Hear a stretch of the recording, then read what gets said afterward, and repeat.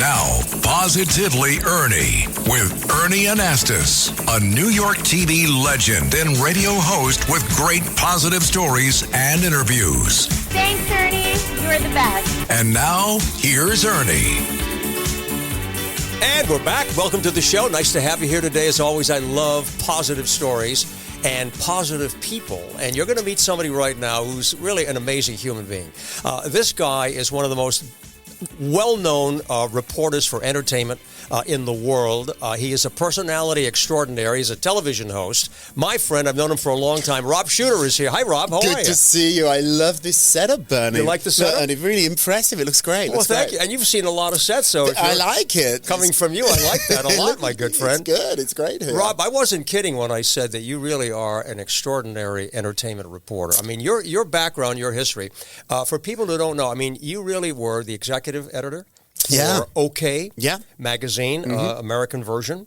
And with that goes a lot of stories, because I'm going to start with that, because you were involved with Jennifer Lopez and Britney Spears. Now, you had an exclusive interview with Britney Spears when she was really going through quite a bit. Tell me about that. Yeah, it was heartbreaking. So we scored the first sit-down interview and photo shoot with Britney Spears. How did that happen? We paid for it. And so, let's be really honest about this. I think we offered her $1 million. It was a ridiculous amount of money, but it was going to sell a lot of copies. So we figured out how many more issues we had to sell to make it worthwhile, and the business people gave that offer. And so it was agreed upon, and the contract was signed, and we went to LA to do a photo shoot and an interview. And what we saw was just What was awful. that like? I mean, at that time especially, she was like an amazing story that everybody was looking for. Yeah, you can get a little jaded and sometimes forget that these people are real people. And as a reporter, watching this scene unfold, this mayhem, was something that I found riveting. But as a human being, it was awful to watch. And she was in a really bad shape, and ultimately we couldn't run the photographs. They were just too disturbing. I don't think they've ever been seen. I've seen them, but they were just too disturbing, and she was really out of it.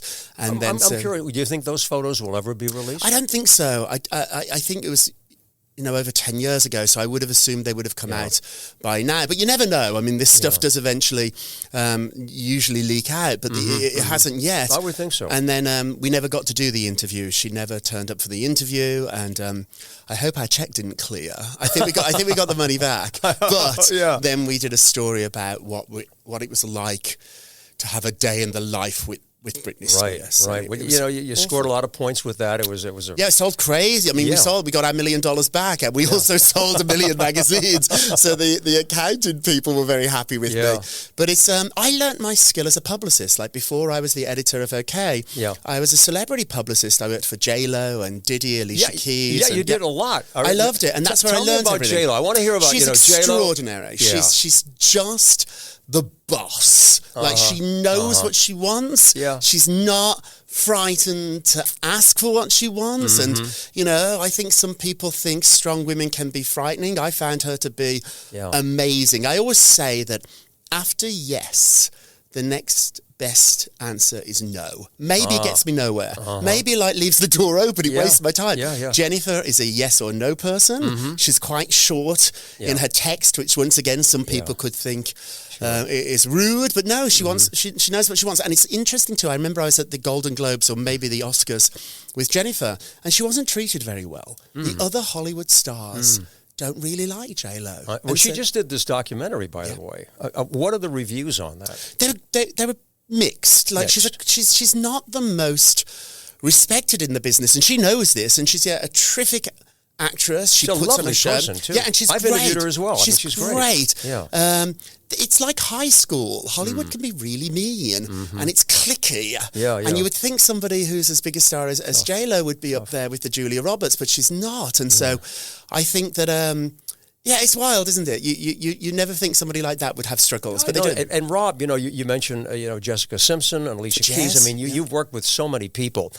People who are listening and watching and saying, okay, standouts. Okay, people who really stand. I know that's a tough one. Yeah, no, because you've done everything. But if you had to mention someone that really impressed you and stood out in your mind in the interviews and contact that you had, who would that be?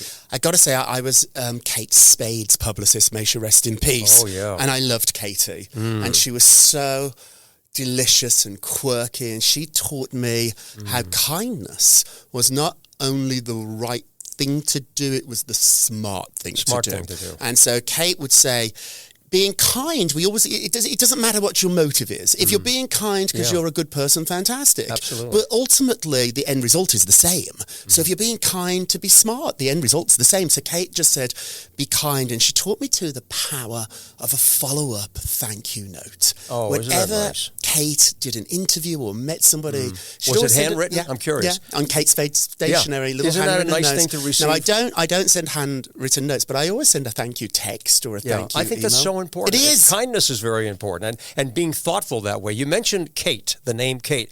Now I'm thinking about Kate Middleton, okay? And that's a big story that's been popping all over the place. I want to get your reaction to what happened. What did happen?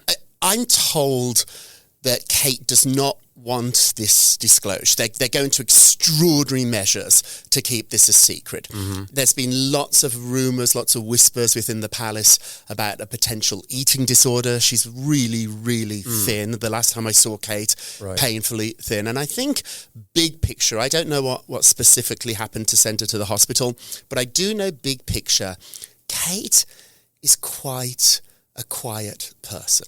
She likes to be in the country with her dogs and her family. She's not a show pony. She'll never live in Buckingham Palace. She doesn't like to go to premieres or red carpet events. She doesn't even like really public speaking. Kate is quite a reserved person. I think this job wants to be her own person. Bad fitting job for her, but she's got it.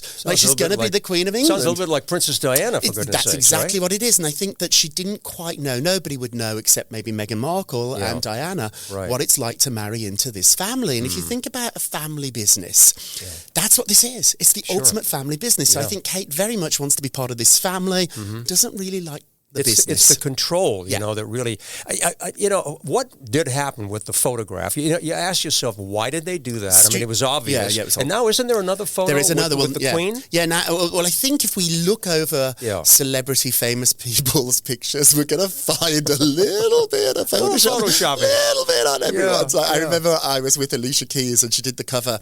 I think it was Essence magazine. Right. And maybe it was People. And they definitely stretched her. She was a little taller and thinner on the actual one that came out, and she was the one that pointed it out. She was like, "Oh my goodness!" So this goes on all the time. It sounds like a big controversy. I was about to say that a lot of this is acceptable in many ways. Yeah, look, we've got AI, and that's a major factor. Okay? In the entertainment business, what are we going to expect as far as artificial intelligence and all of the new technology that's out there? What is on the horizon? People are terrified. This is why Fran Drescher really fought hard her union to make sure there was some control over this, but people are really frightened of AI. Change is hard. It doesn't matter if you're in the entertainment business or not. Right. Change is hard. And it's changing all the time, and life everywhere. changes. Yeah, I know.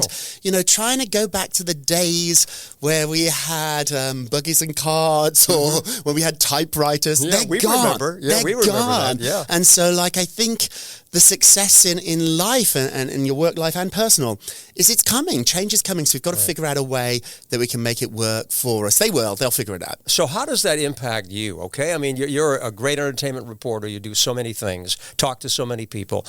In terms of what you see for the future, in terms of content, the creators of content, I mean, that's major. Talk about changes. Yeah, it's absolutely huge, but it also can be quite helpful too, that the mundane stuff now we can let a computer do. But I think at the end of the day, I'm always going to be in business because gossip is probably people say something else is the oldest profession. I would argue gossip is the oldest profession in the world. If you go to the Met Museum here in New York, they have this amazing Temple of Denmore, I think, Demdor. Yes. And on the walls are graffiti, which is basically gossip. Yeah. So gossip goes back to the ancient times, and everyone always has a story. Yeah. If you shut up and listen, which has been something I had to learn to do, people ultimately tell you their story.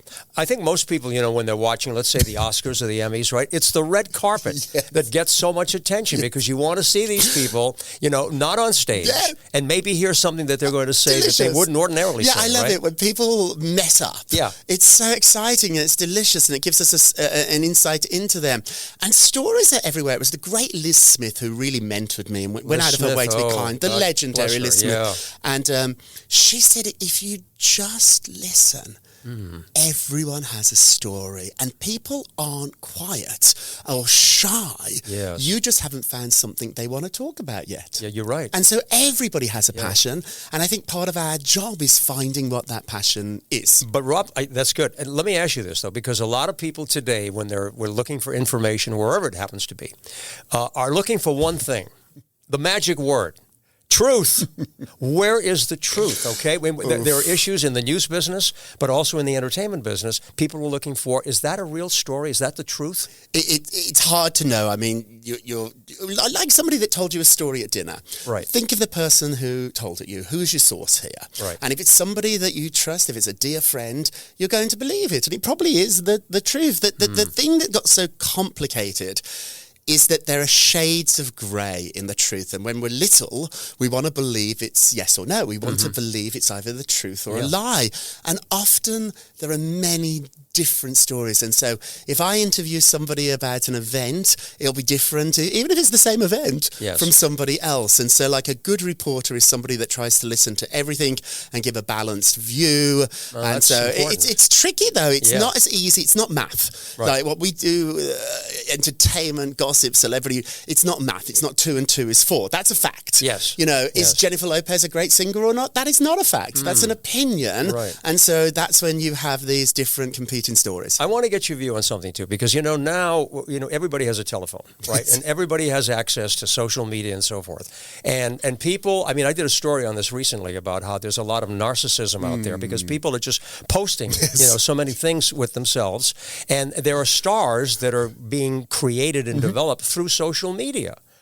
Your take on that in terms of, I hate it. Justin Bieber. I hate it. It's horrible. I've got to get with it because this is the future. But, it took me a while to jump on the reality star bandwagon. Like when Jessica emailed me to be her publicist to represent her, I sort of cringed a little bit because she was on that reality show with her husband, Nick. And I was like, I wish she was just a singer still. And I was wrong. Like, this is where the future is. But I don't like it. And I love telling other people's stories. I have trouble telling my own. And so I'm quite bad actually at Instagram and Facebook and all that. I don't really reveal much. I don't like it. And here you are in the business, right? Hey, some other names too. Paris Hilton was in she was amazing. In your resume, if you will. Tell me about Paris Hilton. She was extraordinary. She's a real businesswoman. It's all an act. That dumb blonde is all an act. She's an absolute wizard. She knows what she's doing. She knows how to wink and move her arms and her head, and she knows her clothes are important. And she even has that wispy little voice, which is not real. Like when you call her on the phone, she talks like this. But when during interviews, she whispers. And so like Michael Jackson. And so she handles herself very well. She's a wizard at this. She didn't need to do it. She's a Hilton. She really is. Yeah. She has all that family money. Right. She didn't need to do this. She created really reality stardom. It's really Paris that did the first selfie ever. Is Paris Hilton. She's the first one that held up her device. It was before the iPhones and took a picture. It was Paris Hilton that invented the selfie. And is that a known fact? It's a fact out there. Paris Hilton invented the selfie. Yep. And she also invented arguably somebody that went on and eclipsed Paris. She invented Kim Kardashian. When I was working for Paris, Kim was her stylist. Unbelievable. And she used to follow Paris around. And I used to and I saw her all the time. I was like, who's she? And then she turned into Kim Kardashian. Unbelievable. I love talking to you about people and personalities. Now, you may not want to answer this question. I'll answer. No, I asked you, some of the best people that you interviewed that really impressed you. Is there someone, roll that drum, is there somebody that you were disappointed? Oh, every day you there's people. Yeah, it's just, you can't go into this looking for them to be your friends. Oh, I will. Madonna's not very nice. Madonna's I'm the biggest Madonna fan in the world. Yeah. And when I interviewed her, she was really rude. And who else? I represented John Bon Jovi for a long time too. And he's not the kindest guy. He's not as warm and fuzzy as I wanted him to be. I know, he does great charity work. He's a fantastic performer. I know. But we were not going to go out and get a beer together. And so there, it's once again, it's degrees. Like, John's not a bad person. He's just not warm and fuzzy. Alicia Keys is tough. Like, when I worked for Alicia, Alicia's not going to sit down. We're not going to braid each other's hair. And we're not going to watch movies together, rom-coms. She's a tough person. I think they're like little businesses, maybe not so little, and they run them like they're the CEO. And I think that the way to think about it is that the person that runs your company might be quite tough. Yes. And that's the same with a lot of celebrities. What we see on TV is part of who they are. Part of who they are. Picture. I'm tough too, though, I've got to say. Like, if you ask people about me... in many ways you have to be, right? I can be like a bit of a pain in the bottom too. Yeah. And so, like, I get it. But somehow you have to be. You know, they say that the difference between the successful and the unsuccessful salesperson, the successful one asks for the order. So you have to be able to be in that position to say, okay, this is what I need, this is what I want to find out about. You know, it's not an easy thing to be in the business that you're in. You do so many things. Tell me about some of the projects you're working on right now. iHeart's just hired me to do a daily show. So I'm doing a daily podcast now every morning by 9 a.m. in my contract. It has to be live and posted. And I looked at the charts. I'm trying to not become obsessed about it, but I think I'm number 10 on the charts. Good for you. It's top 10 podcasts. Good for you. And there's millions of podcasts. So that's really, really exciting out there. How do you set up your guests and content and what you're going to do? It's so interesting. I'm glad you asked this. Whenever I have a guest on, the numbers go down. They don't want me talking to you. They want me talking about you. Because I can say stuff about you that I wouldn't ask you. So I can actually be quite cheeky. They'd rather have you look at the camera and talk. It's not on camera, mine's just audio. But it's just like, I just talk. And I do 20 minutes. I sometimes have a co-host who's another gossip columnist, another entertainment reporter. But whenever I've had a celebrity on, I was like, oh gosh, this is going to get 1 million hits. This is a big star. Think so, right? Their numbers go down. They want... And I tell people all the time, and I think it's such a fun way to think about this. I'm in the friendship business. I'm not in the celebrity business. I'm in the friendship business. People, like me too, we're lonely and, we want to check out for 20 minutes and listen to some funny, silly stories about Kate or Meghan or Kim Kardashian. And so that's what I do each day now.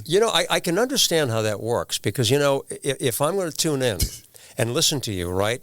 But I expect to hear from you if you're alone, telling me some good stories and truthful stories. You're saying that if you have the guest on... Well, they don't tell me the truth either. Like, they won't tell you, the truth. and they're often very guarded. It's hard now. I think it's always been hard being a celebrity. Yeah. And I ask cheeky questions. It's called Naughty But Nice. And I think that tells you exactly who I am. I'm naughty. I love to laugh. And I like to pinch. I don't punch. But I do pinch people. It makes me giggle. And so if you're not coming to play, then it's probably not the podcast for you. How are we doing in the entertainment business in the community of diversity and inclusion and so forth? Because that's a very important... Very important. It really is. I think we're doing much better. And I think now, because the way the business has changed, and anybody now can have a podcast. You can do this yourself. So, not so long ago, a decade ago, there were so many gatekeepers and you couldn't have a radio show or you couldn't have a TV show. You couldn't have a video if you weren't hired by a network or a big company. Now, with your iPhone, you can be your own broadcaster, and it might not be as sharp as what we're looking at here, but you can do it. And so I see these people... Like we have more content than ever. I would argue we have too much, but we have more content than ever. And if you want to do it, do it. Don't wait to do it. Yeah, do it. You brought up an interesting point about maybe we have too much. Okay, you know, I interviewed somebody and talked about the problem in our world today is that we have too many choices of everything. You know, go out and buy toothpaste. You know, one brand has got 20 different or more, right? So talk a little bit about the future, because I love to be positive, and I don't want to, you know, end on a negative note. I think... But if we're looking at the positivity of the entertainment business and what's happening with all of the things we've talked about, social media and platforms and so forth, what can we look forward to? You're going to find what you're looking for. Yeah. There is so much out there now. Yeah. You can find whatever turns you on, whatever interests you. I promise you there's a podcast, a YouTube channel, there's something out there for you, and I think that is a good thing. It might not have a mass appeal anymore. Right. I think we're going from the days of broadcasting to much more niche, Without smaller markets now. Yeah. But you will find your tribe, and I think that's true in life too. I really do. As odd as I am, I found my tribe, I found my people, I found my group. You sure have. And they're not, you know, the largest, they're pretty large, but find your people. Find people that you want to hang out with, that make you smile. And if you don't leave my podcast or drinks with a friend with a smile on your face, don't come back. Yeah. That's my rule. That's pretty honest about it. I was out last night with friends, and when I was coming home in my Uber, I had a huge smile on my face, and I was like, I'm going to do this again. Do it. But if I had a grumpy face, I wouldn't do it again. Do things that make you happy. If you work as a manufacturing facilities engineer, installing a new piece of equipment can be as complex as the machinery itself. From prep work to alignment and testing, it's your team's job to put it all together. That's why it's good to have Grainger on your side. With industrial-grade products and next-day delivery, Grainger helps ensure you have everything you need close at hand through every step of the installation. Call 1-800-GRAINGER, click Grainger.com, or just stop by. Grainger, for the ones who get it done. You know, the most important thing in life, in my opinion, is to have passion and enthusiasm for what you're doing. And you can't fake it. You can't fake it. John Bon Jovi said that to me once. John said that you have to be passionate, and you can't. If you're not passionate, find something else to do. You bet. I like it. I like getting up every day and doing this. It's not a job. It's a fun thing to do. You know what? You're the best. You really are. I mean, I know people who have been listening and watching to this podcast are saying, I love this guy, Rob. They probably all know you, but if they don't know you, they're going to check out your podcast. That's for sure. Rob Shuter, the best in the business. I'm telling you, it's such a pleasure to have you here today. I'm going to come back. Thanks, love being Rob. here. It's great. Please do that, okay? You're the best. Rob Shuter. Thanks for watching. We'll see you next time. Bye.